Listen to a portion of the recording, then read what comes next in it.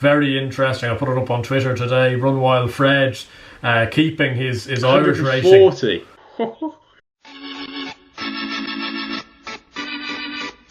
Hello and welcome along to the Let's Talk Racing YouTube channel. Andrew, it's been a while since we last made a video. About a week. But plenty has happened in that week. We will touch on that in this video. But one thing we do want to touch on before is we've hit 10,000 subscribers. 10,000 people subscribe to this channel. I know, Andrew, you joined the channel when we were on about, I'm not too sure the specifics, but in the last year or so, and before, if you didn't know, this channel was something that I grew up with. I made YouTube videos on the channel, yeah, it's a soft place in my heart, and the fact that you get to 10,000 subscribers and it's found its place and you guys really like the content, really, it feels very rewarding. Andrew, how do you feel about it? Yeah, it's been brilliant. I came on with Joe initially around 10 or 11 months ago. Seems a long time ago now. We were probably on around 8,500 subscribers then, so it was a decent enough starting point. But look, it's been great. We've had many different people on in that intervening period, and we're really just glad that these latest videos are going down as well as they are, and obviously with the news at the moment, it's crucial for us and for everyone to try keep as positive as possible with the sport of horse racing. It's a brilliant sport. Cheltenham's just around the corner, which is a brilliant 4 days, and it's remiss of us not to remember that. We've had some decent horses even running this week, and I've been trying my best on Twitter to keep reminding people about these lovely horses running day in, day out, because that's what fuels the sport, that's what makes the sport keep ticking, and I'm glad people are enjoying us talking about it, and I'm certainly glad that me and you are doing these videos. Absolutely, and if you do like these videos, please hitting that like button, it really does help the channel. Let's talk about some of the subjects then. We'll start with the first one. If you didn't know, I'd imagine if you're a keen follower of racing you will know, but if you didn't know, there was a picture circulating of Gordon Elliott sat on a dead horse at the Gallops. It turned out to be a horse called Morgan a couple of summers ago, and it was quite a disturbing image. Plenty of backlash for Gordon from this. Andrew, what were your initial thoughts, and how are you feeling now? Yeah, well, I suppose initially the hope was that the picture wasn't real. Like, I suppose it was quite a highly pixelated photo. People were trying to zoom in and zoom out and see whether Photoshop was being used. I suppose when it initially broke on Saturday night, I was hoping and praying it wasn't real, and unfortunately it ended up being the case that it was. It's a despicable act. The photo is awful. It doesn't paint horse racing in any type of decent light. And I think Gordon Elliott is going to, this is going to be weighing on him for many, many years to come. And unfortunately, there has been an awful lot of abuse. I don't really condone abuse that's been shown on social media. I think for people like ourselves, it's probably more prudent to just let the authorities do what the authorities are going to do. I assume he's going to be slapped with a ban. He deserves to be slapped with a ban, because it's a terrible thing to have happened, and it can't be justified in any way. And he probably didn't help himself with the initial statement. Probably just threw things a little bit even more under the bus, and ever since then he's actually had a few articles with the Racing Post and on At the Races and the likes, where he's been a lot more apologetic, and he knows the misdemeanor that's happened. It doesn't make the act any better. I'm not for a second implying that, but there's been an awful lot of abuse for himself and also for the yard, and there's a lot of innocent people working in that yard, a lot of employees. It was a massive yard, and look, the news of these Cheveley Park horses going to different stables, it seems to be up in the air with other trainers, other owners, what they're going to do with their horses.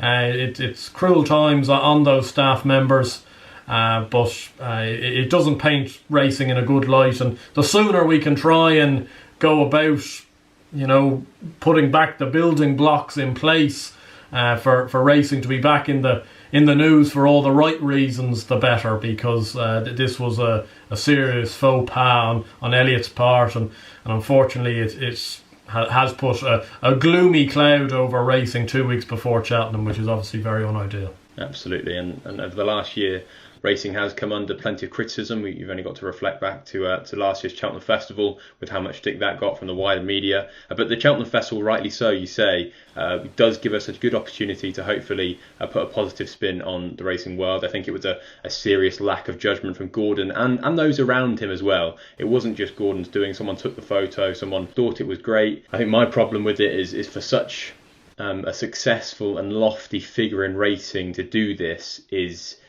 mind-boggling. I think when you're at the top of any game, you have responsibility, and your actions set an example to the rest of the industry.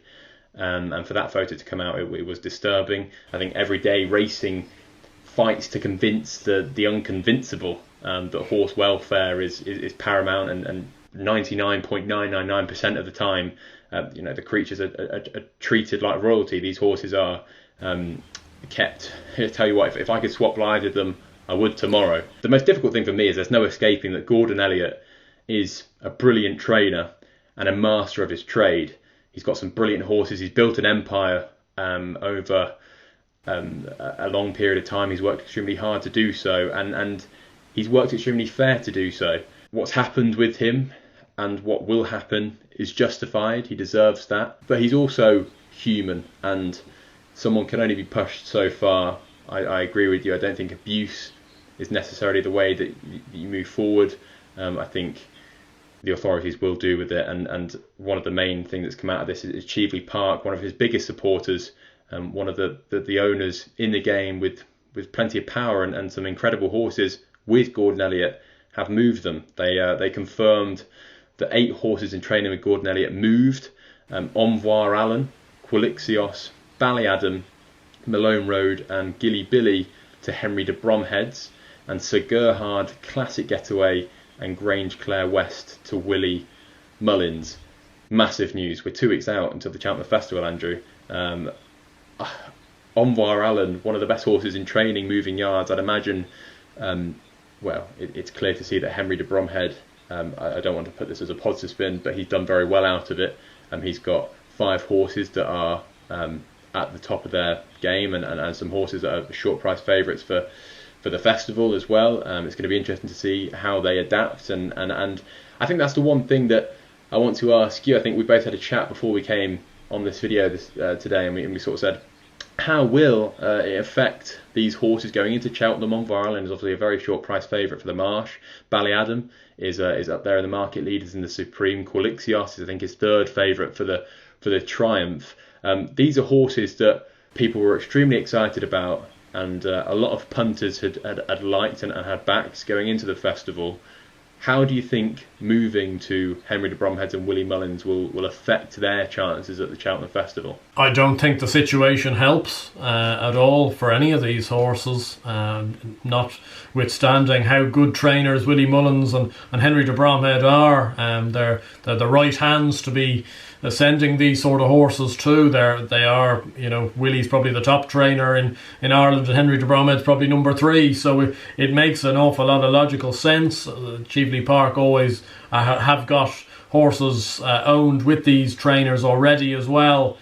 That being said, it just can't help these horses. And you have a horse like Envoi Allen, yes, potentially he's just too classy and too good that he might be able to get away with it. I'm certainly keeping my fingers crossed he will, because I don't think there'll be an awful lot of backlash on Henry de Bromhead if Envoi Allen rocks up to Cheltenham and gets beat, and it probably wouldn't be the trainer's fault. Going back to the whole situation, you've got to feel for the stable staff who 4 days ago were dreaming of leading out Envoi Allen for a 3rd success at the Cheltenham Festival, and it must be very tricky, the fact that that's been taken away from them. But I do echo your thoughts. Like, Envoi Allen is a extremely classy horse, and he, out of all of them, I'd say that he would probably be affected the least. Obviously, you don't know that for certain, but he is, extremely classy, and the rest of them, Quilixios and Ballyadam, they were sort of each way chances in their races. How do you think? Do you think they become more of a betting proposition or less?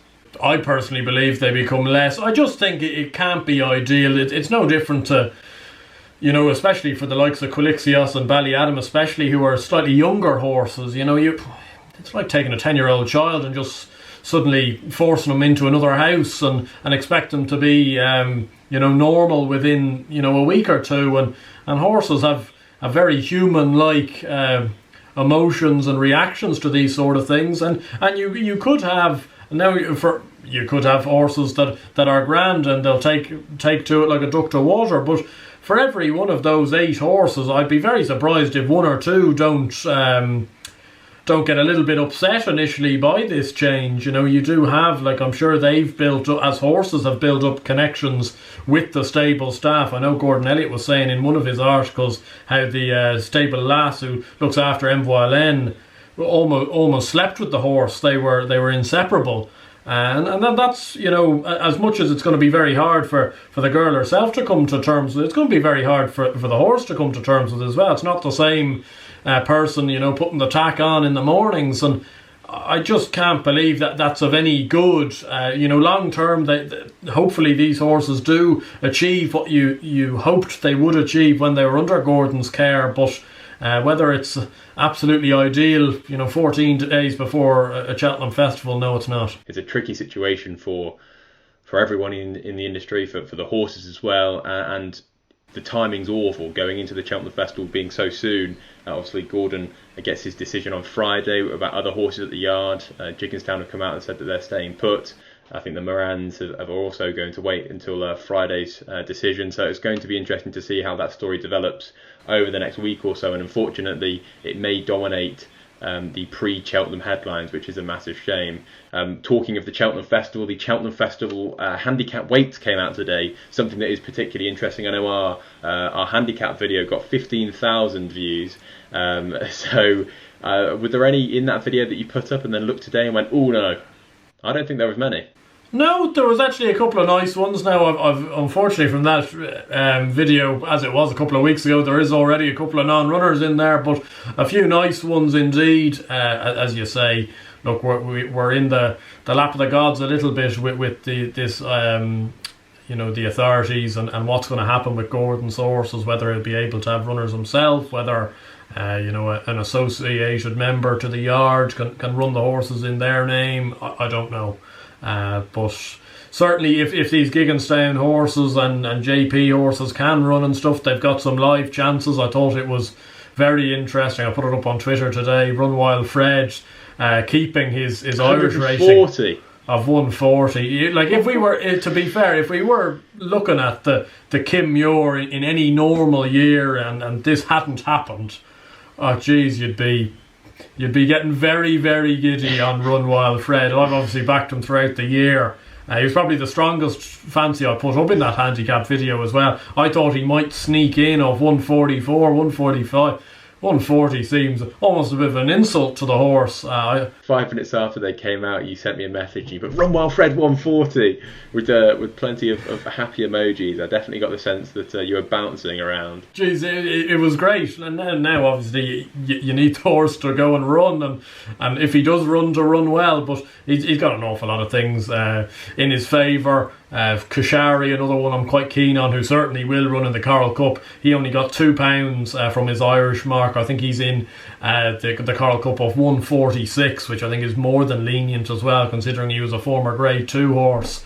He's got a bit of back class about him. He might be one. He's still around at, I think, 10 or 12 to 1. That's still a good price, I think, to be getting involved with. I know there's a couple of horses in that Coral Cup that may well have chances, including actually Gordon Elliott's Nolan Valerie Moran's horse Grangeclare, who I know an awful lot of people like. But Kashari, he definitely will be running the Coral Cup, and I think he's still a very good price at 10 or 12 to 1. A few that I put up on that video was Ntukus. He got 143, 10 stone 7 in the Grand Annual. I'd be pretty keen on that now. I think I put up Third Time Lucky. He's got a 143, 10 stone 13. I think Dan is like flip-flapping between the Supreme and the County. Please, Dan, if you're watching, on the odd chance, or anyone that knows him, send him this video. Go to the county, please. 143, I think, is a nice mark for him. A wide receiver, 136, 11 stone 1 for the Martin Pipe, a horse that we were both keen on before the situation. Obviously, with that up in the air, it's something we can't really discuss with much detail without knowing if he will run. Saint Sam, 139, 11 stone now. Plenty of shrewds like Saint Sam for the Beadles, and have been for a while, one including David Jennings from the Racing Post. Do you think 139 is fair? Yeah, I think it's pretty fair given what he's done this year. Do I think he's screaming like an extremely well handicapped horse? No, I don't. But he does go there with a great chance. I see Paul Nicholls' recruit Guily has gotten a potentially fascinating mark of 129. Only ran once in England in the Grade 1 behind Adagio and Nassalam. I know they thought an awful lot of him going into that race, and Paul Nicholls has a very good record in the race with French recruits, so he might be one to just keep the right side of Guily. As I say, I think he's been a bit found in the market now after that weight came out. I think he's now into 8 or 9 to 1 for the race, but he might be interesting. My hope for the race, Druid's Altar got a mark of 135, I believe, which I think is fair. I think he's a really progressive horse. He's a lovely little bunny horse. The horse that he beat last time out has come out and won impressively, hasn't he? Yeah, Dennis Hogan's horse, Zavanian, who's a bit of a monkey himself, but he won very impressively at Naas on the weekend. We did the handicap video, I think 2 days before that run, and Druid's Altar was, I think, 33s at the time. Then he won that race and was into 20s. I think he's a general 16 to 1 chance now. I just think he's a lovely progressive horse. Joseph has also got some decent enough form in the Boodles in years gone by, and he won the race that both Aramax and Band of Outlaws won the last 2 years, and they've been the last 2 winners. So it's obviously not the worst race to be winning at Naas, and he might have a chance. I know you've got that glint in your eye. I think you quite like him, and you have done for a while. A Gentleman de Me is a horse that is interesting in the Martin Pipe. He's made me definitely have second thoughts regarding wide receiver. A mark of 139, 11 stone 4. I think he's coming for some market support. He looks particularly well treated off 139. Impressive in his only start for Willie Mullins in a maiden hurdle. The JP factor, the Willie Mullins factor. Willie's got a good record in the race. Not won it for a few years, but I think he'll want that to change this year. And he's probably got a brilliant candidate in Gentleman de Me, so he'll have a good chance. And another horse, Monte Cristo for Nicky Henderson, off 145. Also in the Martin Pipe, also in the Coral Cup. I would fancy him if he went for the Coral Cup. Wouldn't fancy him in the Martin Pipe. So yeah, interesting. A few horses that we particularly like the look of as the handicap weights come out. We are going to be doing, drum roll, I'm going to edit a drum roll in, big drum roll, a champ, I may have given something away there, a Cheltenham Festival preview. We're going to be doing a Tuesday preview next Tuesday, a Wednesday preview next Wednesday, Thursday preview next Thursday, and a Friday preview next Saturday. Joking, next Friday. And that was an awful joke, wasn't it? I might have to edit that one. Oh, jeez. Oh, Christ. Gavin Lynch's jokes on Up in the Ante gets more of a go than that. That was horrible. Yeah. That was horrific. I do apologise for anyone that's cringed at that. You've got to give the people what they want, and where they want a Cheltenham preview, it's something I'm really excited about. We're going to be talking about every single race of the festival. So that's all the Grade 1s, all the handicaps, and even the champion bumper. I'm particularly excited to preview that one with a big spanner in the works there. Hopefully we're going to learn more about the Gordon Elliott situation, so we're not going to go into that empty-handed with regards to knowledge, and hopefully we can express how we feel about the horses and the decision that's made on Friday. Do you know what also doesn't help is you go through the whole year with your gut feeling and liking a few horses, and then you come along one of these, and these ruin your life. I don't know if you've got these. I always get the Weatherby's one. There's plenty of other great ones out there, including the Racing Post one, but I always get the Weatherby's one. It's almost a tradition in my family. And you like a horse so much, you read that, and then every single stat goes against them. Draw a line through it, and you go, oh no, where do we go from here? So I know these are good, and stats do change every year. But if you haven't bought this or haven't bought a Racing Post one, I've got to get that in there. Please do go out and buy them. They're genuinely very helpful. I get them every single year, and they point you in the right direction. Obviously, don't treat every stat as gospel. Stats are there to be broken, and like I say, they do change every year with what goes on. But it is a brilliant book, and very worth the money. We're not plugging that. We're not sponsored by anyone here. Simply just really good value if you're heading into the festival. But yeah, thank you very much, Andrew. It's been a pleasure. We've hit 10,000 subscribers going into the Cheltenham Festival. We're on a high. Hopefully we can continue that with some winners next week. I'm really excited about it. I'm not sure what time the videos will be. They'll probably be between 4 and 6 p.m. So make sure you are around for those, and do let us know if you spotted any horses in the Cheltenham Weights handicaps that came out today, and we'll give you our opinions down in the comments. In fact, whatever question you send down in the comments, I will promise that one of me and Andrew will answer it. So if you want to put 100 questions down there, feel free. Thank you very much, and hopefully you do enjoy the channel. If you did like this video, please hit that like button. It really does help the channel. We'll see you on Tuesday for a Cheltenham Festival preview.